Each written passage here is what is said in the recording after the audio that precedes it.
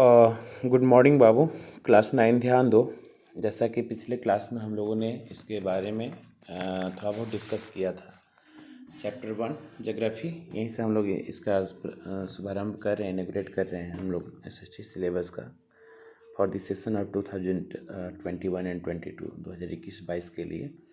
और ये चूँकि मेरा पहला क्लास है और मैंने तुमको बोला भी था कि फर्स्ट का जो क्लास हम लोग का होगा उसमें हम लोग सेल्फ से उसको एनालाइज करेंगे, मैंने बच्चे करेंगे, जहाँ दिक्कत उनको आएगी वहाँ मैं उनको कोऑपरेट करूँगा और उसके बाद में एक व्यवस्थित लेक्चर आपके सामने मैं प्रेजेंट करूँगा। तो उसी का एक पार्ट, हमारा पहला पार्ट आपके लिए है ना, यहाँ पर अवेलेबल है। तो इसमें देखोगे भारत के आकार और स्थिति के बारे में, मतलब जियोग्राफिकल नॉलेज के संदर्भ से ऐसा लग रहा है कि सेकेंडरी एजुकेशन की प्रारंभिक अवस्था, यानी कि जहाँ आप अपनी माध्यमिक शिक्षा को प्रारंभ कर रहे हैं जूनियर स्तर पर, वहाँ ऐसा लगता है कि अगेन एक बार आपके भारत के आकार और स्थिति के बारे में आपको ना ये थोड़ा सा लोकेट किया जाए, इन चीज़ों को कॉल किया जाए।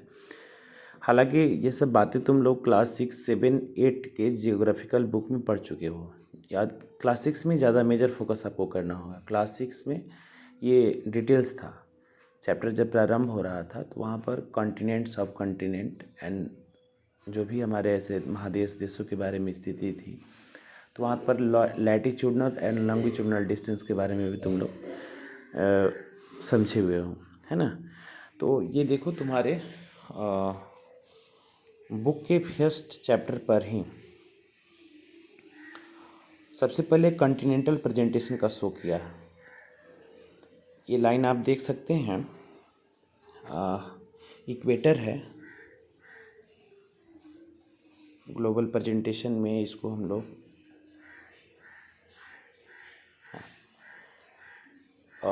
ये लाइन जो होता है इमेजिनरी लाइन, जो हमारा पूरब से पश्चिम की तरफ खींची जाती है, इसी को हम लोग लैटिट्यूडनल लाइन कहते हैं। ये लाइन आगे की तरफ बढ़ता है, 0 डिग्री होता है, एंड ऊपर और नीचे की तरफ में tropic of cancer and tropic of capricorn, और साउथ जो हमारा हेमिस्फेरिकल पार्ट होगा उसमें भी ये 23.5 और 66.5 पर तुमको मिलेगा। तो इसमें एक तो लैटिट्यूडनल डिस्टेंस का हमारा हो गया, और दूसरा हमारा लॉन्गिट्यूडनल डिस्टेंस होता है। ये लाइन जो आप 0 डिग्री देख रहे हो, मतलब नॉर्थ से साउथ की तरफ खींची गई जो इमेजिनरी लाइन हमारी मैप के ऊपर में होती है, इसी को हम लोग लॉन्गिट्यूडनल डिस्टेंस बोलते हैं। और ये कंप्लीट 360 है, यानी कि 0 डिग्री के बाद में ऐसे इधर बढ़ोगे तो ये मतलब 1 डिग्री, 2 डिग्री, 3 डिग्री। हालांकि इस पर 30, 30, 40 का दिया, बहुत छोटे छोटे लाइन हो जाएंगे और इतने बड़े मैप पर आपको पॉसिबल है नहीं इसको स्टेबल कर पाना। तो इसने एक पैरामीटर लिया है 0 से 30 के बाद में, 30 के बाद में 60 है, 60 के बाद में ये 90, 120 ऐसे करके आगे बढ़ रहा है। तो ये कंप्लीट जियोग्राफिकल जो हमारा सिचुएशन है, मतलब इसकी लोकेशन की अगर हम चर्चा करेंगे, सबसे पहले तो तुम्हें पता होगा कि जो भारत है उसकी जो भारतीय संस्कृति है पूरे वर्ल्ड में सबसे ट्रेडिशनल मानी जाती है, यानी कि सबसे प्राचीनतम हमारे संस्कृतियों में से एक मानी जाती है। और इसमें पिछले 5 जो हमारे डिकेड हैं, यानी कि तुम्हारे पिछले 5 दशक जो है उसके ऐसे कुछ बहुत सारे सोशल इकोनॉमिकल प्रोग्रेस है ना, और बहुत बड़े बदलाव तुम देख रहे हो। इसमें खास करके इकोनॉमिकल फोरम पर बहुत बड़ी डेवलपमेंट हो चुकी है। ये थोड़ा सा इंट्रोडक्शन दिया है, उसी भी मैं ब्रीफ कर दे रहा हूँ। और इसमें एग्रीकल्चर, इंडस्ट्री और टेक्नोलॉजी के क्षेत्र में काफ़ी मतलब एक स्प्लेंडेड वर्क है ना, काफ़ी शानदार काम हुआ है। और इस तरीके से पूरे वर्ल्ड में भारत की एक अपनी पोजीशन बन चुकी है। और अब भारत जो है, कभी डिपेंडेंट राज्यों में गिनती इसकी होती थी, डिपेंडेंट यानी कि आश्रित देशों में गिनती होती थी, ये आश्रित न होकर के अब स्वावलंबी हो चुका है। सेल्फ मतलब डिपेंडेंट, अपने खुद पर आत्मनिर्भर भारत का नारा तुम लोगों ने सुना होगा, जिसमें लोकल फॉर वोकल, वो सब तो तमाम बातें ऐसी हैं जो वर्तमान में सरकार जो है इसकी ब्रांडिंग करने का प्रयास कर रही है। वो इकोनॉमिकल फोरम से रिलेटेड है।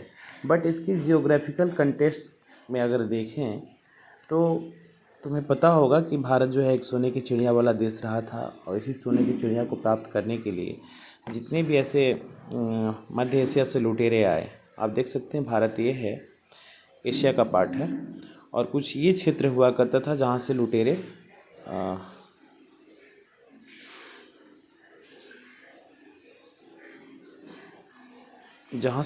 भारत की तरफ में आए थे, है ना। ये कुछ रास्ता था जहाँ से लुटेरे भारत को लूटने के लिए ऐसे आए थे। तो इसकी जो कंप्लीट सिचुएशन हमारी है, अगर हम जियोग्राफिकल लोकेशन के संदर्भ में चर्चा करेंगे तो यहाँ तुम देखो कि इंडिया का जो लैंड सिचुएशंस है, ये काफ़ी विशाल देश है, फास्ट कंट्री है, और lying entirely in the northern hemisphere, the main land extend between, ये मेन लैंड इसका तुम्हारा उत्तरी गोलार्ध में है। उत्तरी गोलार्ध में नॉर्दर्न हेमिस्फीयर फिगर 1.1 को ही कंसल्ट करने के लिए दे रहा है तुम्हारे बुक में। तो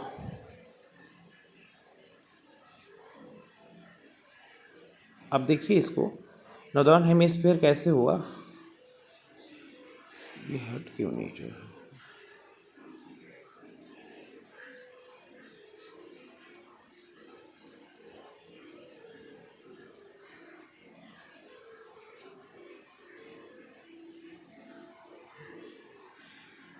जस्ट वेट बाबू।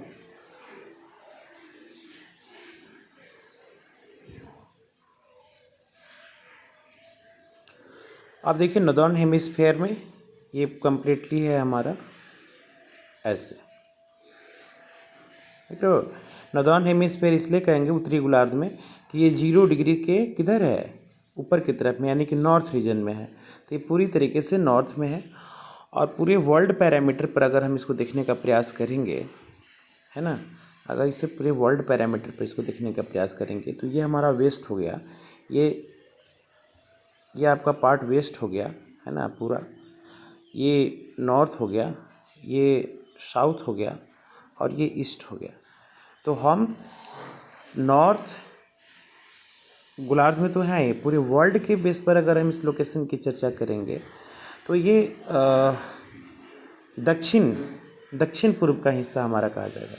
ये पूर्व में दक्षिणी पार्ट का, ऐसे इसका विस्तार अफ्रीका का नीचे तक भी है, लेकिन पूरे वर्ल्ड के अगर मैप को अगर हम देखें तो ये दक्षिण पूर्व दिशा में है।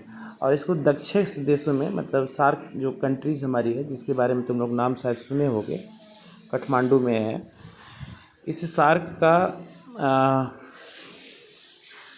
कंट्री का एक बहुत बड़ा हिस्सा है हमारा भारत, है ना। तो इसके जो ये लैटिट्यूडनल जो हमारा सिचुएशन है, आप इसको समझने के लिए इस मैप का सहारा हम लोग लेंगे। आप देखिए लैटिट्यूडनल जो हमारी एडजस्टमेंट ऑफ इंडिया, भारत का जो है, 0 डिग्री से ऊपर की तरफ जब हम बढ़ेंगे,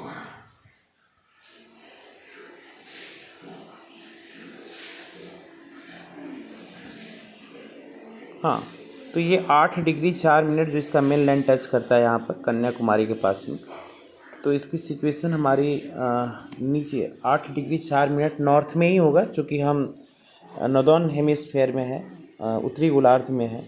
तो ऐसा नहीं है कि ये साउथर्न पार्ट दिखाता है तो इसको 8 डिग्री 4 मिनट हम लोग साउथ कर देंगे। ये पूरे वर्ल्ड के जो हमारी लैटिट्यूडनल जो हमारा एडजस्टमेंट है, उसमें 8 डिग्री 4 मिनट नॉर्थ में है ना। ये जो कन्याकुमारी का पार्ट उसको साथ जो टच करता है। इसके बाद आप देखिएगा इसको, हाँ, ऊपर के अगर कश्मीर रीजन की बातें करेंगे तो ये 37 डिग्री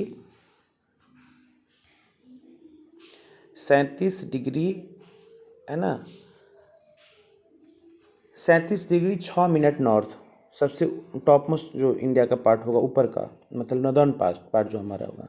तो ये हमारा हुआ लैटिट्यूडनल जो एडजस्टमेंट ऑफ इंडिया, भारत का जो किस प्रकार से हम लैटिट्यूडनली सिचुएटेड हैं। और इसी लाइन में लैटिट्यूडनल डिस्टेंस में जो ट्रॉपिक ऑफ कैंसर है ये लगभग भारत को बीचों बीच काटती है ना। ये लाइन आप लोग थोड़ा बहुत जूनियर क्लासेस में पढ़ चुके होंगे। ये पेज नंबर 3 को आप सभी बच्चे कंसल्ट करोगे तो ज़्यादा अच्छा से स्पष्ट क्लियर तुमको समझ में आएगा। तो ये ऐसे हमारे 7 जो राज्य हैं हमारे, जहाँ से ये कर्क रेखा होकर के गुजरती है। 8 राज्य जो है, गुजरात हो गया, राजस्थान हो गया, आप मैप को देखिएगा तो पता चल जाएगा। मध्य प्रदेश हो गया, छत्तीसगढ़, झारखंड, पश्चिम बंगाल, त्रिपुरा और मिजोरम। ये प्रायः आता है तुम्हारा कर्क रेखा के बारे में तुमसे पूछेगा कि भारत से मध्य से कितने राज्यों से होकर के कर्क रेखा हमारी गुजरती है, तो आपको ये देना होगा 8 हमारा। तो ये कुछ हमारे ऐसे लोकेशंस सिचुएशन हमारी हो गई। 23.5 डिग्री को हमारा माना जाता है ट्रॉपिक ऑफ कैंसर, जो देश के बीचों बीच भाग से गुजरती है। And to the southern in the south east and the south west of the mainland. इसके बाद में कुछ ऐसे हैं हमारे जो अंडमान और निकोबार द्वीप समूह, इसको तुम लोग जानते होगे, है ना। ये पार्ट हमारा भारत का ही है, लेकिन ये हमारा टापू है। इसके बाद में लक्षद्वीप आइलैंड के बारे में नाम तुम लोगों ने सुना होगा। ये है लक्षद्वीप भारत का, है ना। छोटे छोटे जो आइलैंड तुमको दिखाई दे रहे हैं, this is also the part of, these are also the part of the Indian country, जो अरबियन सी में हमारा रेस्पेक्टिवली लेआउट है। इसके बाद में नेक्स्ट दे रहेगा find the extend of this group of the island from your Atlas. इसको थोड़ा सा और अच्छे से फाइंड आउट करना है तो अपने पास में, हर बच्चों के पास में एक स्टैंडर्ड एटलस हमारा होना चाहिए। अगर आप नहीं रखे हैं तो उसको आप ख़रीद लीजिएगा। और इसमें एक डू यू नो में दे रहा है कि भारत के जो सबसे जो साउथर्न मोस्ट पार्ट हमारा था भारत का, सबसे तो मेन लैंड में हम कन्याकुमारी को देखेंगे। ये कन्याकुमारी का पार्ट है, ये क्षेत्र हमारा रामेश्वरम के पास में सबसे नीचे का पार्ट जो कन्याकुमारी हो गया। अगर पूरे भारत की बात करेंगे तो हम अंडमान निकोबार द्वीप का जो समूह है तुम्हारा, सबसे ये सबसे दक्षिणी बिंदु, जो इसको इंदिरा पॉइंट कहा जाता था। ये 2004 में एक बहुत भयंकर सुनामी आई थी, 26 दिसंबर आई थी, 26 दिसंबर 2004 था। उसके बाद से ये जो तुम्हारा इंदिरा पॉइंट है ये हमारा पानी में समा गया है। और नॉर्दर्न पार्ट में जम्मू एंड कश्मीर में सबसे एक नॉर्दर्न मोस्ट पार्ट जो हमारा है भारत का, इसको हम लोग बोलते हैं इंदिरा कॉल, इंदिरा गांधी के नाम पर ही वो भी तुम्हारा है। तो ये सिचुएशन हमारी हो गई। अब हम चर्चा करेंगे साइज़ का।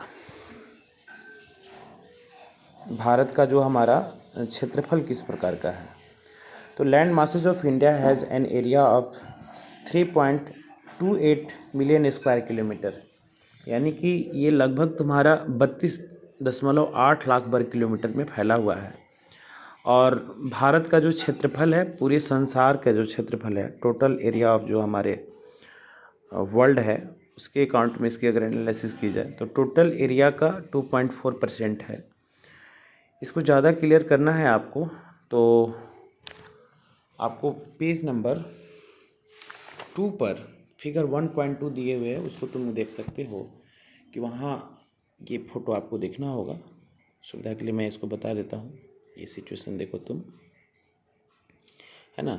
सबसे पहला और सबसे बड़ा जो स्टेट है रसिया, दूसरा है कनाडा, तीसरा है यूएसए, चौथा है चाइना, पांचवा है ब्राज़ील, छठा है ऑस्ट्रेलिया और हमारा देश भारत जो है 7वें स्थान पर है। तो यानी कि क्षेत्रफल के दृष्टिकोण से अगर देखा जाए, है ना, तो भारत जो है वर्ल्ड का 7वां सबसे बड़ा देश है। और आबादी के दृष्टिकोण से देखा जाएगा तो चाइना के बाद में सबसे ज़्यादा बड़ी पॉपुलेशन, जो कि लगभग 2 अरब पॉपुलेशन हमारी चाइना की है। और हम लोग के यहाँ 2011 की जनगणना का रिपोर्ट 122 करोड़ दिखाता है, लेकिन मैं उम्मीद करता हूँ इस बार कोरोना के चलते बाधित हो गया है सेंसस रिपोर्ट। तो ये 21 का तो अब लेट करके ही आएगा, कोरोना के चलते डिस्टर्बेंस है, तो इतना जल्दी सेंसस रिपोर्ट तैयार हो नहीं सकता है, इसमें डिले ही होगा। लेकिन औसतन 150 से 55-60 करोड़ तक तो ज़रूर लोग होंगे देश में। तो पूरे वर्ल्ड में अगर ऑन द बेसिस ऑफ ये सेंसस रिपोर्ट अगर हम एनालिसिस करें तो विश्व का सबसे दूसरा बड़ा देश भारत। और क्षेत्रफल के दृष्टिकोण से अगर हम देखेंगे तो ये तुम्हारा 7वां सबसे बड़ा कंट्री होगा। इसके बाद में भारत की जो मेनलैंड है उसकी जो कोस्टल रीजन है ये 15,200 किलोमीटर है ना, समुद्री तटरेखा, अंडमान निकोबार द्वीप समूह और लक्षद्वीप समूह के साथ में है ना 7,516.6 किलोमीटर के आसपास में ये तुम्हारा फैला हुआ है कोस्टल एरिया। इसको तटवर्ती क्षेत्र हम लोग करते हैं।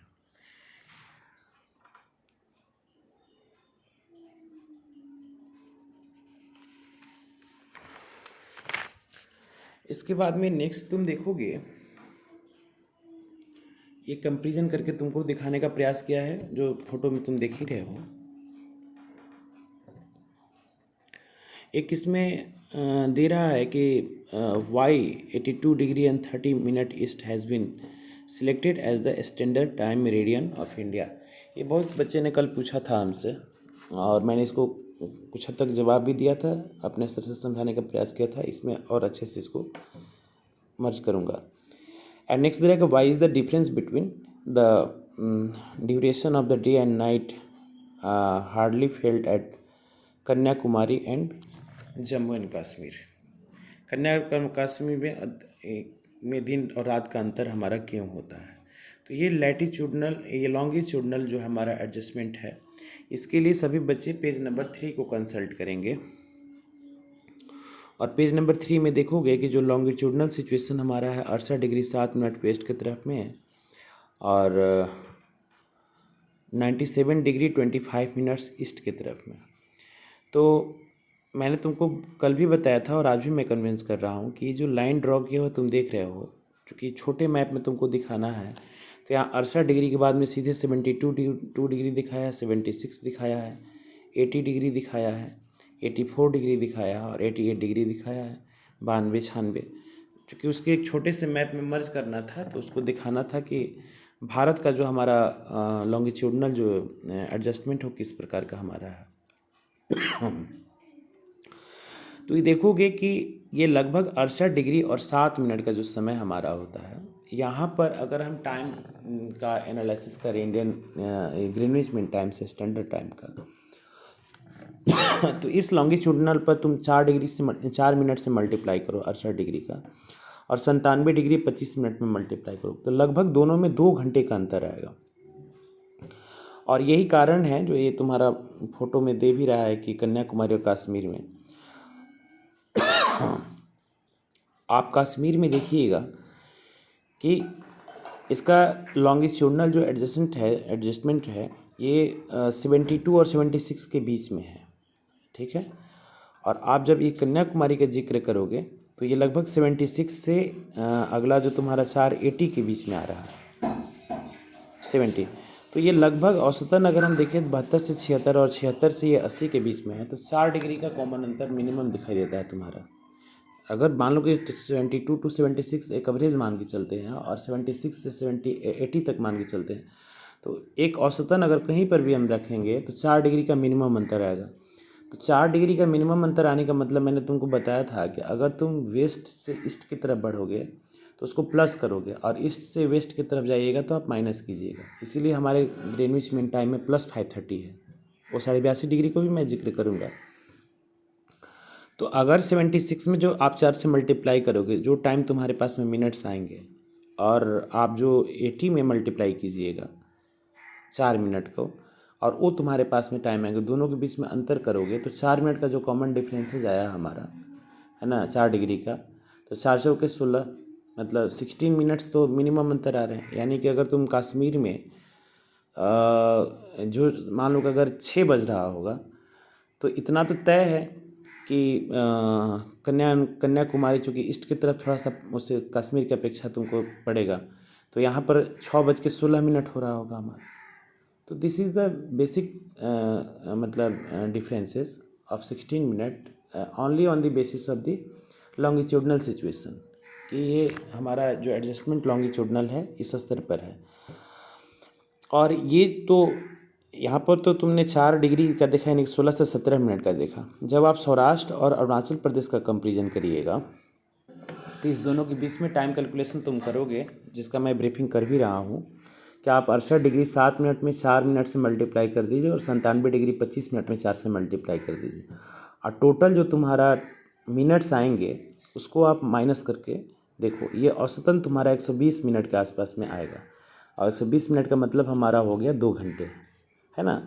यानी कि अगर अर्ली मॉर्निंग अर्थ की एक अपनी गति होती है, कॉमन स्पीड से जो मूव कर रही होती है, उस लिहाज से अगर मान लो कि सन राइजिंग स्वाभाविक है कि भारत की ईस्टर्न मोस्ट पार्ट में ही पहले होगा, तो अगर मान के चलो कि अगर 6 बजे मॉर्निंग कोई पैरामीटर सेट करता है आदमी, तो यहाँ पर अरुणाचल प्रदेश में सन दिखा है, तो निश्चित तौर पर घूमने में इसको टाइम लगेगा अर्थ को, और 2 घंटे के बाद, है ना, सौराष्ट्र में तुमको, यानी कि अगर अरुणाचल प्रदेश में जब 8 बजेगा तब यहाँ पर सौराष्ट्र में 6 बजे वाली स्थिति पैदा होगी, यहाँ सन राइजिंग होगा।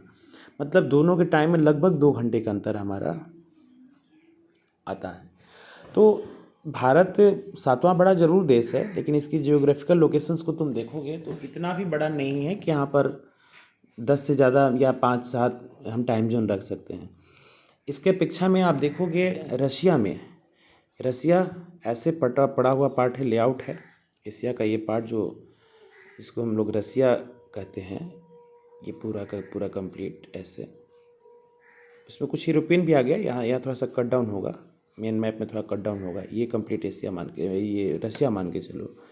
तो यहाँ ये चूँकि इसका ये लेंथ जैसे भारत का यहाँ था, भारत हमारा एक इस प्रकार का देश है जो लंबाई लिए हुए है, इसका लेंथ ऐसे हो गया, और यहाँ पर देखोगे कि ये उसका ब्रीथ हो जाता है ना, और ये लेंथ इसका ब्रीथ ही बहुत ज़्यादा लंबा है, तो स्वाभाविक है कि जो लॉन्गिट्यूडनल जो एडजस्टमेंट हमारा होगा यहाँ पर ज़्यादा डिफर करता है, और वहाँ पर एक टाइम जोन हम स्टैंडर्ड नहीं रख सकते हैं रशिया में, और यही कारण है कि पूरी रसिया में 11 टाइम जोन हमारा इम्प्लीमेंटेड है, 11। लेकिन हमारे भारत में जो ईस्ट से वेस्ट की तरफ का जो ब्रीथ है, यानी चौड़ाई जो हमारी है, मतलब ऐसे ये समझो, ये क्षेत्र और ये रीजन हमारा है, इसमें हम औसतन जो 2 घंटे का अंतर है उसको हम मैनेज कर सकते हैं। तो भारत सरकार ने एक डिसीजन लिया कि हम इसको एवरेज निकालेंगे, और जो स्टैंडर्ड मेरिडियन एवरेज मेरिडियन होगा हमारा, उसी को हम स्टैंडर्ड मेरिडियन मानेंगे। और यही चीज़ें यहाँ पर मैंने कैलकुलेट करके तुम्हारे दिखाने का प्रयास किया है। 68 degree 7 minute plus 97 degree 25 minute को ऐड करके 2 से आप डिवाइड कीजिए, ये लगभग 165 डिग्री 32 मिनट आएगा, और 2 से डिवाइड करोगे तो मिनट तो वही रह जाएंगे 32 मिनट, और 165 डिग्री को डिवाइड करोगे तो औसतन तुम्हारा 82 डिग्री के आसपास में आता है। तो 82 डिग्री और 30-32 मिनट जो होता है हमारा औसतन, इसको हाफ डिग्री माना जा चुकी, 60 मिनट का 1 डिग्री होता है। ये सब एडवांस क्लास 9 में तुम लोग को पढ़ने को मिलेगा, डिग्री, ग्रेड और रेडियन, है ना। तो डिग्री हमारा 60 पर उसका पैरामीटर को सेट करते हैं, ग्रेड 100 का होता है, और मेरिडियन तो 180 का संदर्भ तुम्हारा है। तो यहाँ 32 मिनट है, तो उसको हम हाफ डिग्री काउंट कर लेते हैं। तो ये 82.5 डिग्री किधर है? अगेन हम अगर वर्ल्ड मैप पर देखेंगे, इस वर्ल्ड मैप पर हम देखेंगे तो चूँकि ये हमारा नया इसमें आ गया है,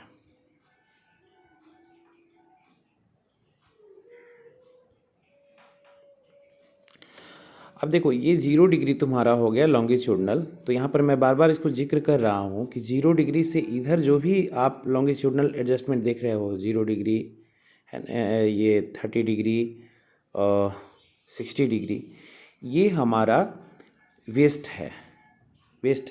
और आप 0 डिग्री से आप जो भी इधर देख रहे हैं, है ना, मैप पर, ये तुम्हारा ईस्ट होगा।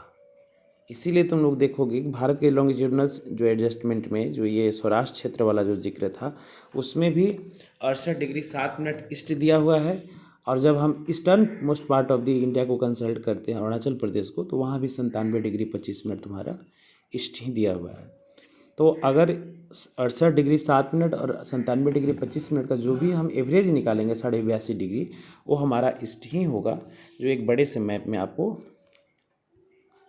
यहाँ दिखाने का प्रयास किया। देखो यहाँ पर स्टैंडर्ड मेरिडियन है जो उत्तर प्रदेश के मिर्ज़ापुर से हमारा क्रॉस करता है ना। आप इस लाइन को देखिए।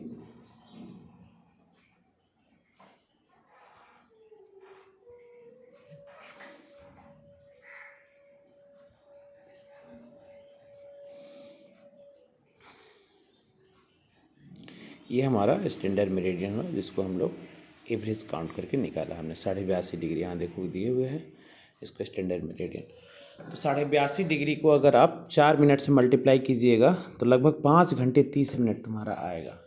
तो ये ग्रीनविच मीन टाइम से कि ये जो लाइन देख रहे हो 0 डिग्री जो लंदन तुम्हारा है, ये यहाँ से तुमको लगभग 5 घंटे 30 मिनट का अंतर आएगा। और चूँकि 0 डिग्री से हम लोग ईस्ट डायरेक्शन की तरफ में है, तो मैंने तुमको बताया था कि ईस्ट की तरफ बढ़ेंगे तो हर 1 डिग्री पर 4 मिनट ऐड हमारा होगा, और जब वेस्ट की तरफ जाएंगे तो हर 1 डिग्री पर 4 मिनट हमारा माइनस होगा। तो इस तरीके से GMT + 5:30 हमारा हो जाएगा। यानी कि भारत में मान के चलो कि अगर ब्रिटेन में अब रात के 12 बज रहे होंगे तो हमारे यहाँ सुबह अर्ली मॉर्निंग कितना बज रहा होगा? 5:30 बजे, 5:30 AM होगा। या अभी जब मैं वीडियो बना रहा हूँ तो 7:30 हो रहा है ना। सुबह में मैं इसको ओके कर लेता हूँ। तो 7:30 के लिहाज से देखो कि अगर 5.5 घंटे अगर पीछे करेंगे हम तो लंदन में हमारे रात के 2 बज रहे होंगे, है ना। मॉर्निंग मतलब 12 बजे के बाद वाला रात का 2 बज रहा होगा, और हमारे यहाँ 7:30 हो रहा है अभी। अब इस तरीके से तुम इसकी एनालिसिस कर सकते हो। और भारत और पाकिस्तान में हमारा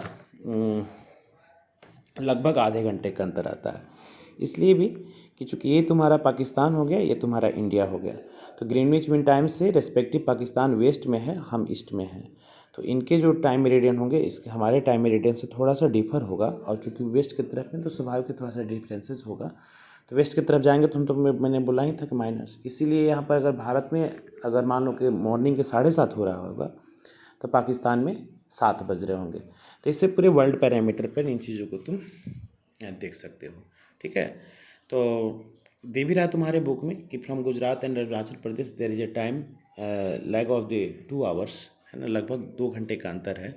अतः 82.5 डिग्री जो पूर्वी देशांतर रेखा जो होती है हमारी भारत की, जो एक स्टैंडर्ड मेरिडियन जिसको मानक एमितर कहते हैं हम लोग, माना गया, जो मिर्ज़ापुर से होकर के गुजरती है, और इसका असर जो है दक्षिण से उत्तर की तरफ दिन और रात की अवधि पर हमारा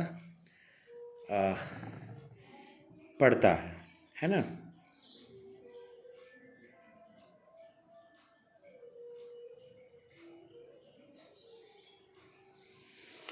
नेक्स्ट अगला दे रहा है तुम्हारा इंडिया एंड द वर्ल्ड।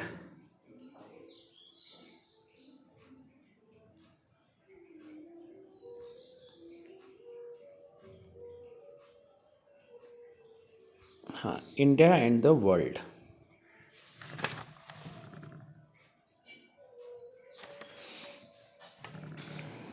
तो इंडिया एंड द वर्ल्ड में आप देख सकते हो कि Indian land masses has the central location between the east and the west Asia and it is a southern west extension of the Asian continent, जिसके बारे में मैंने जिक्र किया भी अभी कि ये भारत जो है तुम्हारा एशिया महाद्वीप के पूर्व और पश्चिम के बीच में स्थित है ना।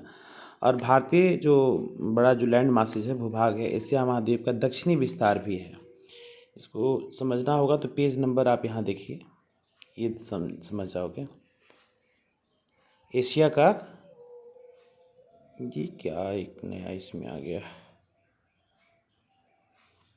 हाँ, इसमें ये देखो, अगर कंप्लीट इसको तुम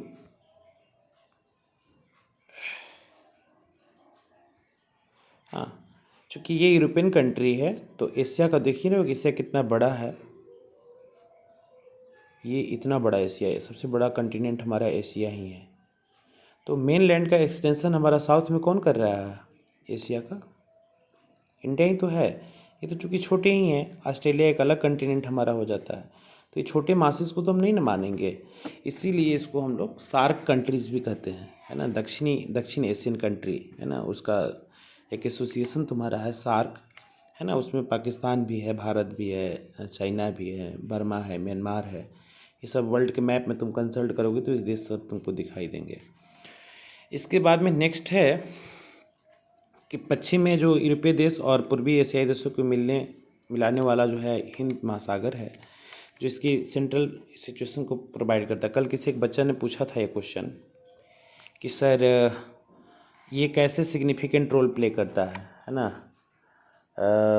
country of east Asia provide static central location in India.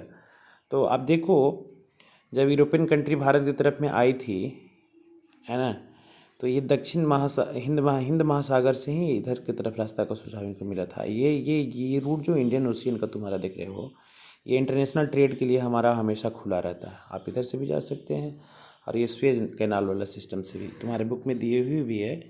ये तुम्हारा स्वेज कैनाल है ना, जो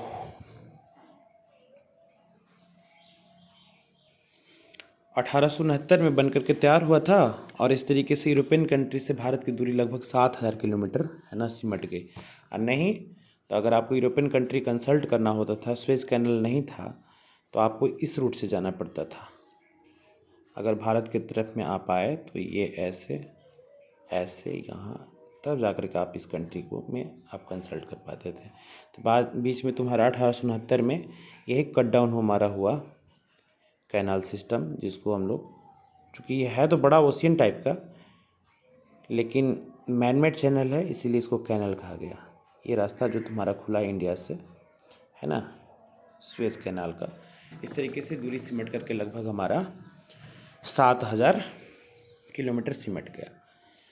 इसके बाद में जो इसके दक्षिण के जो हमारे प्लेट्यू है ना, हिंद महासागर के ऊपर में तुम्हारे फैले हुए हैं, जहाँ पर वेस्ट एशियन, अफ्रीकन और यूरोपियन स्टेट के पूर्वी एशियाई देशों के साथ भी इसके निकटतम संबंध बने हुए हैं। और हिंद महासागर में किसी भी देश की तटीय सीमा भारत की तरफ नहीं है, और यही कारण है कि हिंद महासागर के नाम से भी हमारा पुकारा जाता है। कल किसी एक स्टूडेंट ने इसको पूछा भी था। तो चूँकि हिंद महासागर के पास में जो मास कॉन्टिनेंट है, सब कॉन्टिनेंट कहेंगे, कॉन्टिनेंट तो नहीं कहेंगे, कॉन्टिनेंट तो चूँकि इतना बड़ा हो गया, ये तुम्हारा मास कॉन्टिनेंट हो गया, है ना, जिसको हम लोग कॉन्टिनेंट बोलते हैं।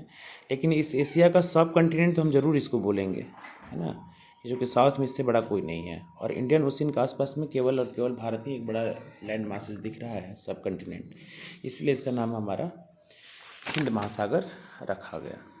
तो इस तरीके से आज का जो चैप्टर हमारा है, ये क्लास है, वो समाप्त होता है। आई थिंक 32-33 मिनट का वीडियो हो भी गया तुम्हारा। और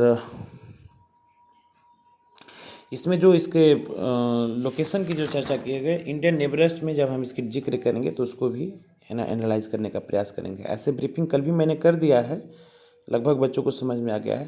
लेकिन इसको नेक्स्ट जो अगला लेक्चर वीडियो जब हम लोग का बन के तैयार होगा ना, तो उसमें इसको मर्ज करेंगे, क्योंकि ये वहीं का पार्ट तुम्हारा है। मैंने सुविधा के लिए इसको यहाँ बना दिया था कि ताकि आपको हेल्प मिले इससे। तो इस वीडियो लेक्चर में इतना ही। आप इसको एक बार 2 बार में समझने का प्रयास कीजिए, और यदि फिर भी कहीं समस्या, उम्मीद करता हूँ नहीं आना चाहिए, क्योंकि लाइन बाय लाइन जो भी डिटेल्स बन सकता था उसको मैंने इसमें मर्ज करने का प्रयास किया है। लेकिन होता है, सीखने समझने की क्षमता लोगों की अलग अलग होती है। इसमें भी कुछ बच्चों को प्रॉब्लम आए तो आप निश्चित तौर पर, है ना, निश्चित तौर पर आप हमसे बात कर सकते हैं। ओके बाबू।